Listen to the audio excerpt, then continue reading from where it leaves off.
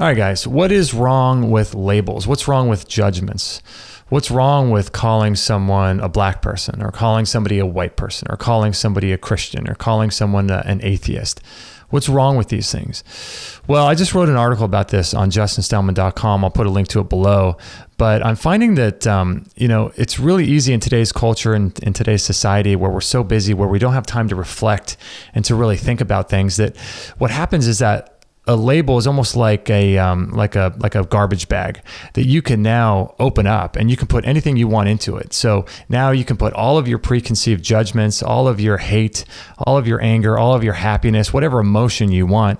And typically what happens is that those things that you put inside that garbage bag are either some of your experiences in life, or they're the experiences, ideas, or opinions of other people.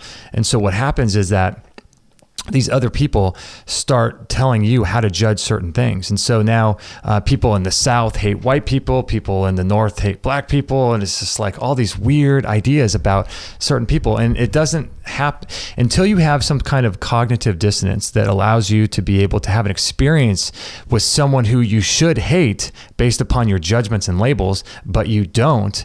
It's only at that time can you start really questioning whether or not you can change those labels and those judgments. And so those judgments just sit in that plastic bag like trash, and you can go into each bag and have all these different judgments about all these different groups and classes of people.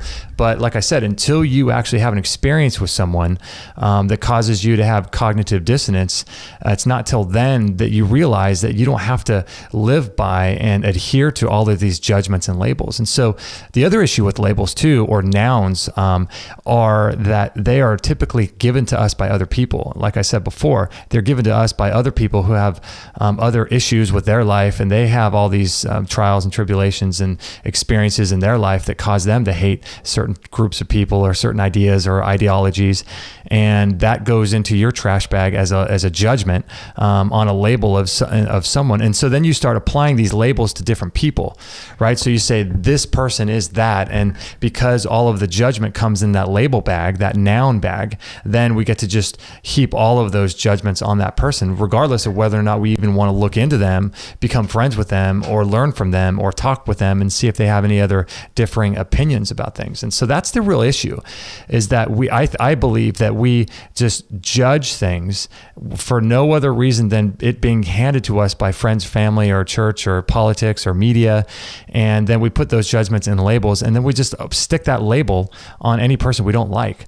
And it's just crazy. And one of the issues is that a label essentially is like a flash freezing process. It freezes something in time. And so, like, for example, if you were to go outside and walk in the woods and see something like an orchid, I gave you the example of an orchid in my article. Now, orchid can mean many things. But when you say it is an orchid, now, all of a sudden in your mind, that orchid can only be a certain handful of colors. It can only grow so big. It could only grow so fast. It can only live for so long.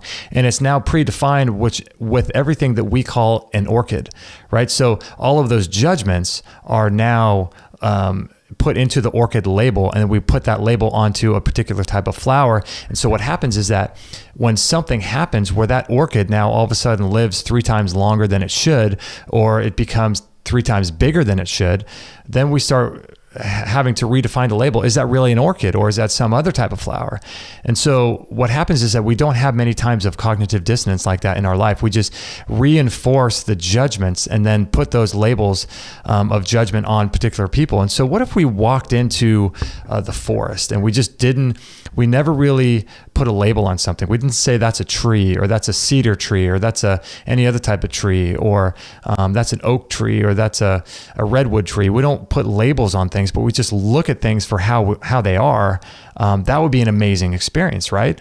So what happens is that, like, for example, if someone starts speaking bad about you online, or anywhere really, but they're typing negative things about you in a public forum on Facebook or something like that. Now, you could get very angry at them and say, I hate them because they're liars, they're not telling the truth, and all these types of things, right? But what are they actually doing when they're doing that? They're only putting their fingertips on a plastic keyboard that is creating black squiggly lines on a white backdrop, which is a computer, which is another piece of plastic, right? That's all that they're doing, really. But we say, oh, they're typing this hate speech against us and they hate us and they're liars and blah, blah, blah. And so we create this whole story of what we think they are and who they are and what they're doing. And we internalize that whole story. So in essence, what they're doing is they're using language as a tool, because inside of them, they have an internal war going on. And so in order for them to deal with that, they have to bring that war and move that war and use outside stimuli like language, like keyboards, like typing, like computers, like Facebook, social networks. They have to use the tools of war in order to take that war that's happening inside of them and try to bring it inside of you. So what's happening is that all that's happening is that they're typing on a keyboard. That's it. That's all they're doing. But when we internalize it and create all this story and drama around it, that's when the real issues start happening for us. And so those are like little noun bombs that I like to call them. A noun freezes something, it labels something, and it can only be what you call it. And it can only be the label or the judgments that you give to it. So it can only do what you say it can do. It's sort of like, having a test on your body, like a blood test or something like that. This is just a snapshot in time. It's like a Polaroid picture for those of you that were alive in the 80s and remember Polaroid cameras. It's just a snapshot in time. And so at the very minute after that blood test happens, your blood can dynamically change based upon your thoughts and your thinking and everything else and your emotions and be completely different. But for that snapshot, it might say that you have a disease, or it might say that you have a certain condition, but you may have only had that condition for the brief second that snapshot was taken. And so everything is dynamic, everything's in flow. And so when we start to realize that, when we label things as a noun, then we flash freeze everything, and then we can start adding judgments to those labels. And then when someone acts outside of what we think they should do, then we start judging them even more, which creates an even bigger divide between the two of us. And so this is why I very much dislike labeling. And, when you see someone on TV saying he's a Democrat, so XYZ, or he's a Republican, so XYZ, or he's a man, he shouldn't be able to talk about women's issues, or she's a woman, she doesn't know what men go through, and all of this stuff, we need to stop and realize what's going on is that we're being affected by labels. These are just labels. We can change these labels at any time. And the way to do that for me is to understand how language is used. Language is used as a way to control people. One of the first things that a society will do when they overtake another society, but other than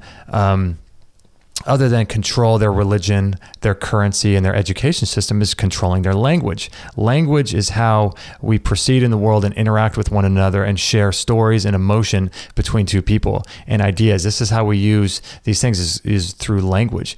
And so understand that language is being used against you in every way possible, especially on the news, especially in media, these types of things. Language is there to divide us, to separate us, to cause us to become fearful and afraid. And it causes us to create our own boundaries and labels so that we can become this camp over here does this camp over here does that. But when we realize that we're all just one species, we're all one organism, trying to do the best we can in this world, then we can start understanding and start getting rid of the judgments that come with the labels. So that's how I think is the best way to get out of understanding how they're using language against us. The other thing to do is meditation. Meditation has been massive for me to be able to understand and have the awareness of how language is being used and how to accept things for how they are. And so I'm curious, have you guys had an experience with labels, and do you like it, or do you notice it when people use language against you or create labels or do any of these types of things in order to get people to fight their war and to feel the same kind of hatred for another group of people that they feel? I'm curious if you guys have experienced that, or if you notice it a lot in your life. So comment below. I'd love to hear your thoughts about this. And if you want, I'll put a link to the article that I wrote about this in the comment description below. Also, don't forget to subscribe. We're going to be having more interviews coming very soon. Don't forget to rate, and don't forget to thumbs up this video and share it with your friends. I would greatly appreciate that. So comment below. I'd love to hear what you think.